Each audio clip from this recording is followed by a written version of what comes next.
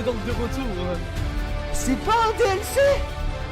Je vous le dis, ça me fait bander. Oh putain! Bonjour à tous. Bon, ça fait un bout de temps qu'il n'y a pas eu de vidéo, hein, je m'excuse. Non mais attendez, j'ai une bonne excuse. Je devais rédiger mon mémoire, quoi, soyez chic.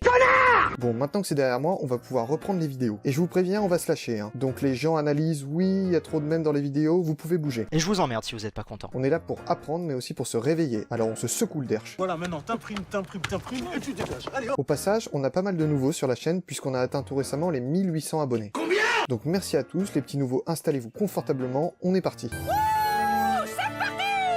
Aujourd'hui, on va parler de Zeus ou Jupiter dans la mythologie romaine. Dans la mythologie grecque, Zeus, c'est le dieu de l'Olympe. Il est aussi le maître de la foudre, du ciel et des éclairs, donc faut pas l'emmerder. Zeus, le père d'Apollon, domicilié sur Olympe, qui a dit que la foudre s'abatte sur toi et les tiens si tu me cherches des poux dans la tête. Zeus. L'animal qui lui est attribué, c'est généralement l'aigle. Il est aussi responsable de l'ordre et de la justice dans le monde. Par exemple, c'est lui qui est chargé de punir les meurtriers. Il est généralement représenté avec une longue barbe et des cheveux blancs. C'est l'époux d'Héra, la déesse du mariage. Mais vous allez voir que pour aller draguer à droite à gauche, c'est loin d'être le dernier. Coquinou. Enculé. Il a pas mal d'enfants. Athéna, Apollon, Artémis, Hermès, Dionysos, Arès, Hébé, Héraclès ou encore Hélène de Troie. Mais comment est-il apparu? Très bonne question, tu commences à connaître le concept, gamin. Alors, on va voir tout ça.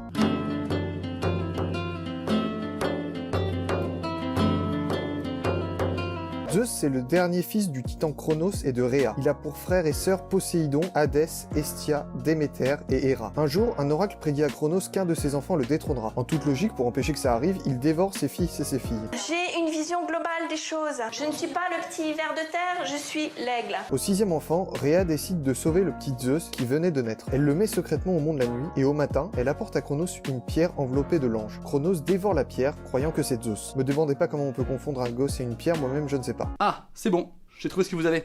Vous êtes complètement con. Rhea cache Zeus en Crète, où il est élevé par les nymphes dans une grotte. Une fois assez vieux, Zeus se rend chez sa grand-mère Gaïa, qui lui donne un mélange de moutarde et de vin pour nourrir Cronos. Zeus s'approche de lui et lui donne la potion. Je crois que je me sens pas très bien. Après l'avoir bu, Cronos dégueule les frères et les sœurs de Zeus. Pour obtenir cette victoire, Zeus, sur le conseil de Gaïa, avait aussi dû libérer du Tartare les Cyclopes et les Hécatonchires que Cronos y avait enfermés. Je suis vraiment pas sûr de la prononciation de ce mot. Pour cela, il tue leur gardienne Campée. Les Cyclopes donnent à Zeus le tonnerre et la foudre qu'ils avaient forgés. À Hadès, il donne un casque magique qui rend invisible, et à Poséidon, il donne un trident dont le choc ébranle la terre et les mers. Alors c'est complètement stylé, ça part immédiatement dans mon décor. Une guerre terrible s'ensuit donc entre titans et dieux. La lutte dure 10 ans, et à la fin, Zeus et les Olympiens sont vainqueurs, et les titans, chassés du ciel, sont envoyés dans le gouffre du Tartare. Les trois frères, Hadès, Poséidon et Zeus, se partagent le royaume des dieux en tirant à la courte paille. Le meilleur moyen de se faire douiller quand même. Zeus tire la plus longue paille, et Hadès la plus courte. Zeus choisit le ciel pour domaine, Poséidon la mer, et Hadès se retrouve avec le monde souterrain. Et voilà, je suis très désappointé! Mais une dernière épreuve reste à venir pour les dieux. Ils doivent combattre Typhon, un monstre mi-homme mi-fauve, fils de Gaïa et de Tartare. Durant cette guerre, Zeus est fait prisonnier et mutilé par Typhon, mais Pan et Hermès parviennent à le délivrer. Au final, il réussit à enterrer le terrible monstre sous l'Etna.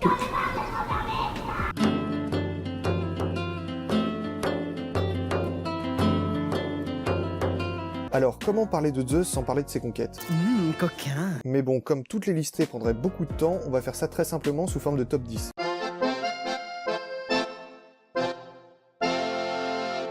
Numéro 1. Sa première épouse est Métis, la fille de l'océan. Elle tombe enceinte, mais Gaïa prédit à Zeus que si Métis met au monde une fille, le fils de cet enfant détrônera son père. Du coup, Zeus avale Métis tout entière. Numéro 2. Zeus épouse Thémis, une titanique qui mettra au monde les saisons, ou les Orae, puis les moires, qui sont les détentrices du destin de chacun. Numéro 3. Selon une version de l'histoire, Zeus et Dionée sont les parents d'Aphrodite. Numéro 4. Avec Eurynomée, fille d'Océan, il engendre les Grâces à l'origine des esprits de la végétation. Numéro 5. Il conçoit les Muses avec Mnémosyne, une autre titanide. Numéro 6. Avec Leto, il engendre Apollon et Artémis. Numéro 7. Il se marie avec sa sœur Héra et ensemble ils ont 4 enfants, Arès, Hébé, Ility et Héphaïstos que Zeus balancera du haut d'une montagne. T'as pas une gueule de porte-bonheur.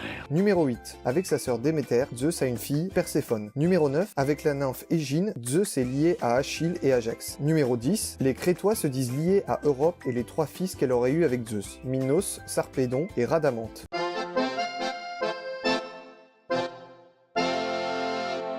Ça vous épate, hein? Bon, on va s'arrêter là parce que si on continue, on y est encore demain, mais vous avez compris le concept, je crois. Au passage, beaucoup de ces unions ont eu lieu sous des formes animales ou d'autres formes. Par exemple, Zeus s'unit à Europe sous la forme d'un taureau, avec Leda sous la forme d'un cygne, avec Danaé sous la forme d'une pluie d'or. Qu'est-ce que c'est là? Il est né prématuré, c'est pour ça qu'il va pas bien là. On prend la forme qu'on veut, il n'y a pas de jugement. Et bien évidemment, vous imaginez que ces petites aventures plaisent pas beaucoup à Hera. Eh ben, c'est madame qui doit être contente. Ouais, elle trouve que je suis un loser.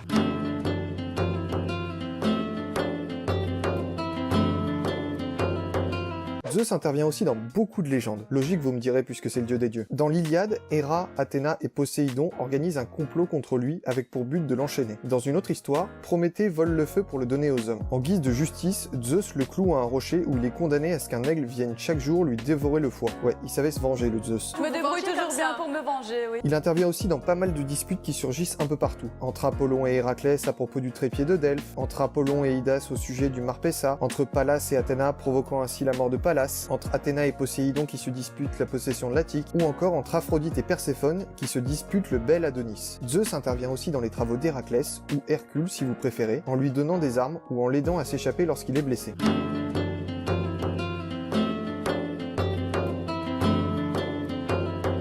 Bon, vous imaginez bien qu'un dieu aussi important que Zeus, on le retrouve pas mal de fois dans notre culture actuelle. Ça peut être au cinéma, dans pas mal de films par exemple. Dans le film Disney Hercule, où il passe un peu pour un con par moment. Prends le temps de vivre, tu vas te tuer au travail.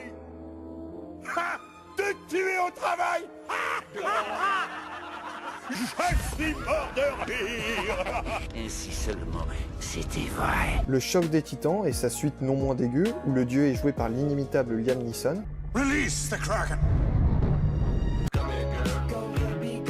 Ou encore Percy Jackson, mais bon, comme vous le savez déjà sûrement, on n'en parlera pas de ces films. Et oui, je sais, les livres sont bien meilleurs, j'ai vu vos coms sous les dernières vidéos. On peut citer quelques autres films, comme les autres adaptations d'Hercule, ou le film Wonder Woman, dans lequel on aperçoit le dieu des dieux. Et des charros, c'est dans le titre. Logiquement, Zeus apparaît aussi dans la mythologie. On le voit par exemple dans l'Odyssée d'Homère et l'Iliade, logiquement, mais il y a aussi par exemple les romans Les Mémoires de Zeus, ou encore les bouquins d'American Gods. Et malheureusement, Zeus n'apparaît pas encore dans la série télévisée, mais on ne sait jamais, ça va peut-être arriver. On le voit aussi beaucoup dans les jeux vidéo. Age of Mythology, il est même sur la jaquette, c'est vous dire, le maître de l'Olympe, God of War, dans lequel il est plutôt badass. Athena is dead because of the rage that consumed you, Kratos.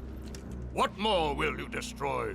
Ou encore Hades 2020. Tout récemment, il apparaît dans le jeu Immortal Phoenix Rising, où il est doublé par le génial Lionel Astier.